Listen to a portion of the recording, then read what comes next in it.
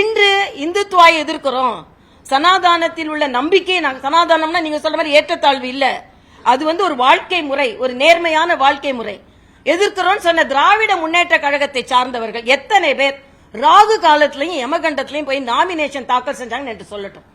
நான் தென் சென்னையில எனக்கு நம்பிக்கை இருக்குப்பா, அதனால நான் ஒரு நேரத்தை குறிச்சு கொடுக்கறேன். இல்ல தென் சென்னை வேட்பாளர் திராவிட முன்னேற்ற கழக வேட்பாளர் ஏற்கனவே அந்த நேரத்தை தான் குறிச்சு கொடுத்திருக்காங்க, ஏன்னா அது நல்ல நேரமா. ஆக நீங்க இதைத்தான் நாங்க எதிர்க்கிறோம். நான் மறுபடியும் சவால் விடுகிறேன், எல்லாரும் நல்ல நேரம் தான். இப்ப அதுல 2-3 நாள் இருந்தது, நாங்க என்னைக்கு போட்டோமோ அன்னைக்குதான் போட்டி போட்டு அவங்க எல்லாம் செய்யணும். நாங்க நேரடியா சொல்றோம், நாங்க இந்து மதத்தை பின்பற்றுகிறோம், எங்களுக்கு மத நம்பிக்கை இருக்கிறது, எங்களுக்கு இந்து மதம் இல்ல, எங்களுக்கு ஆன்மீக நம்பிக்கை இருக்கிறது என்பட்ட எங்களுக்கு சிறுபான்மை மக்கள்லாம் எங்ககிட்டயும் வேட்பாளர்களா இருக்கிறாங்க. ஆன்மீக நம்பிக்கை எங்களுக்கு இருக்கிறது, நாங்க நேரத்தை பின்பற்றோம், நேரடியா சொல்லிட்டோம். ஆனா இவங்க நாங்க எங்களுக்கு நம்பிக்கையே இல்ல, நாங்கெல்லாம் பகுத்தறிவுனால ஏதோ மத நம்பிக்கைக்கு எதிரானதுன்னு பேசிக் கொண்டிருப்பவர்கள் நல்ல நேரம் பார்த்தா நீங்க செய்றீங்க. ஸ்டாலின் கூட்டத்தை என்னைக்கு ஆரம்பிச்சாரு? நான் உங்களுக்கு பஞ்சாங்கத்தை எடுத்து காண்பிக்கிறேன். நேர கால அவகாசம் எல்லாம் பார்த்துதான் ஆரம்பிக்கிறாங்க. இதை நான் சவாலாவே விட முடியும் என்னால. அதனால அவங்க சொல்வது எல்லாமே போலி மதவாதம் என்பதைத்தான் நாங்க சொல்கிறோம். மதச்சார்பின்மை, போலி மதச்சார்பினை பேசிக் கொண்டிருக்கிறார்கள். நாங்கள் உண்மையான மதச்சார்பின்மை பேசிக் கொண்டிருக்கிறோம்.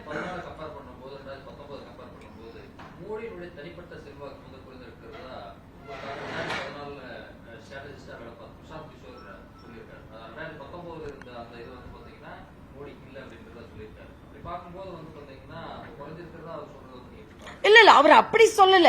அவர் என்ன சொன்னாரு, நிச்சயமா பாஜக தான் ஆட்சிக்கு வரும். பாஜக அப்படின்னா யாரு? அதாவது அதுல ஒரு விவாதத்திற்கு அவர் சொன்னா கூட அவர் அழுத்தமாக சொல்றாரு. இன்னும் சொல்றாரு, மோடிக்கு எதிராக அதே இணையாக ஒரு தலைவரை நீங்க காண்பிக்க முடியுமா? நீங்க ஒரு தலைவரை காண்பிச்சிருங்க, அப்புறம் நான் அவரோட செல்வாக்கை பத்தி பேசுறேன்னு அவரு சொல்றாரு.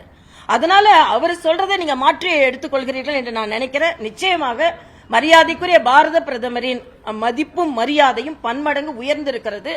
அவர் தனிப்பெரும் தலைவராக இந்தியாவில் பாரத தேசத்துல மட்டும் இல்ல உலகத்திலேயே அவர் மதிக்கப்படுகிறார் என்பதை நீங்க பல அயல்நாட்டு தலைவர்களோட பேட்டி இப்போ இணையதளங்கள்ல வருகிறது, நீங்க பாக்குறீங்க.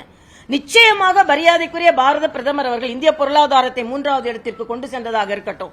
கரோனாவிற்கு பின்னால, அதாவது நேஷனல் மானிட்டரி ஃபண்ட் IMF சொல்லுது, France, Japan, London, England, America எல்லாம் பின்தங்கிட்டாங்க கரோனாக்கு அப்புறம். ப்ரோஆக்டிவ் மெஷர்ஸ்னால கரோனாவுக்கு அப்புறம் ஒரு பொருளாதாரம் வேகமாக வளர்ந்து வருகிறது என்றால் அது மரியாதைக்குரிய பாரத பிரதமரின் முயற்சினால் இந்திய பொருளாதாரம் பேசுறாங்க. இதெல்லாம் நாம ஏன் மறக்கிறோம்? மருத்துவராகவும் நான் சொல்றேங்க, ஒரு மிகப்பெரிய கொடுமையான கரோனாவிற்கு அப்புறம் இந்திய பொருளாதாரத்தை தூக்கி நிறுத்துவது என்பது மிக சிரமமான காரியம். அதை தனது ஈடுபாடோடு செய்திருக்கிறார். அதனாலதான் இன்று யாருக்கு இந்திய கூட்டணிக்கான அவநம்பிக்கை ஏற்படலாம், ஒரு மாய தோட்டத்தை ஏற்படுத்துறாங்க. ஏதோ ஃபேஸ் ஏற ஏற இவங்களோட ஃபேஸ் அவங்களுக்கு ஃபேஸ் ஏறுதுன்னு நினைக்கிறாங்க. இல்ல இல்ல, பல முகம் ஏறும்போது தன்முகம் வருகிறது நினைக்கிறாங்க. மோடி முகம் தாங்க இன்னைக்கு ஒரு முகமாக மக்கள் எல்லோரும் ஒன்றாக வாக்களித்திருக்கிறார்கள். நிச்சயமாக 4ஆம் தேதி இதே மாதிரி நாங்கெல்லாம் உட்கார்ந்து பிரஸ் மீட்ல உங்ககிட்ட சொல்ல போறோம். அதை நீங்க பார்க்கத்தான் போகிறீர்கள்.